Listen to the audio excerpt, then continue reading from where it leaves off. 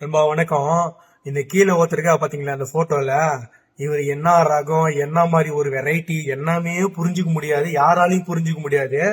கொஞ்ச நாளுக்கு முன்னாடி பாத்தீங்கன்னாக்கா நடிகர் கமலஹாசனையும் ரஜினிகாந்தையும் அடிக்கிற அடியில இனி எவனுமே அரசியல் வரக்கூடாதுன்னு சொல்லிட்டு அப்படியெல்லாம் விமர்சனம் எல்லாம் வச்சாரு. அவங்கள மரியாதை குறைவா, அவங்கள தாழ்த்தி தரம் தாழ்த்தி எப்படி கேவலப்படுத்த முடியுமோ அப்படியெல்லாம் பேசிட்டு இன்னைக்கு சடனா அவருக்கு போயிட்டு ஒரு பிறந்தநாள் வாழ்த்து சொல்றாரு.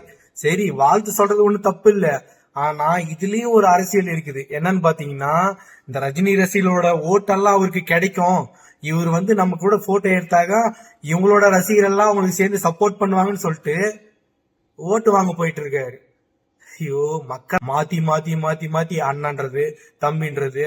அதே மாதிரி அது மட்டும் இல்லாம தேமுதிக தலைவருமான திரு விஜயகாந்த் அவர்களை நல்ல கண்ணு கட்டவர்கள் மயிருக்கு சமமான ஆளா இருப்பாரான்னு சொல்லிட்டு அப்படியெல்லாம் தப்பு தப்பா விமர்சனம் செஞ்சுட்டு இப்ப என்ன பேசுறான் பாத்தீங்கன்னா, அண்ணன் விஜயகாந்த் இருந்திருந்தா இறங்கி அடிச்சிருப்பாரு, மக்களோட மனசுல இன்னும் வாழ்ந்துட்டு தான் இருக்கிறாரு அப்படின்னு. என்ன பண்றது, அவர் மட்டும் இருந்தாருனாக்கா உன்னை வேட்டி எடுத்து கட்டி உன்னை ஓட விட்டு அச்சிருப்பாரு.